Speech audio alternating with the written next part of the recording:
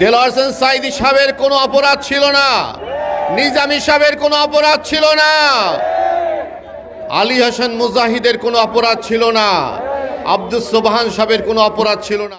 আমার প্রাণপ্রিয় শামীম সাঈদী ভাইকে নির্বাচিত করে সংসদে পাঠিয়ে ইনশাল্লাহ আমরা গোটা বাংলাদেশে ইসলামকে বিজয় করব। শর্ষিনা দরবার শরীফের পীর জনাব মাওলানা আরিফ বিল্লাহ সিদ্দিকী, জনাব মাওলানা আরিফ বিল্লাহ সিদ্দিকী দরবার শরীফ শর্ষিনা।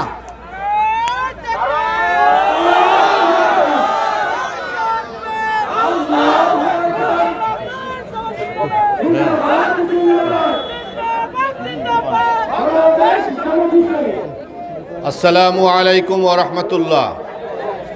নাহমাদুহু ওয়া নুসাল্লি আলা রাসূলিহিল কারীম, আম্মা বাদ। মুআজ্জাজ হাজিরিন, আমরা 1947 সালে একবার স্বাধীন হয়েছি ব্রিটিশ থেকে, আরেকবার 1971 সালে।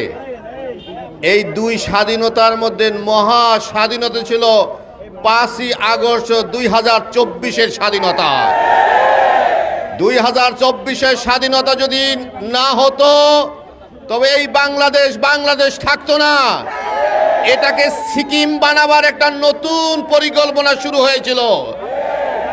আমি আপনাদের খেদমতে বলতে চাই, দেলোয়ার হোসেন সাঈদী সাহেবের কোনো অপরাধ ছিল না, নিজামী সাহেবের কোনো অপরাধ ছিল না, আলী হাসান মুজাহিদের কোনো অপরাধ ছিল না, আব্দুস সোবহান সাহেবের কোনো অপরাধ ছিল না। আমার প্রাণপ্রিয় শামীম সাঈদী ভাইকে নির্বাচিত করে সংসদে পাঠিয়ে ইনশাল্লাহ আমরা গোটা বাংলাদেশে ইসলামকে বিজয় করব।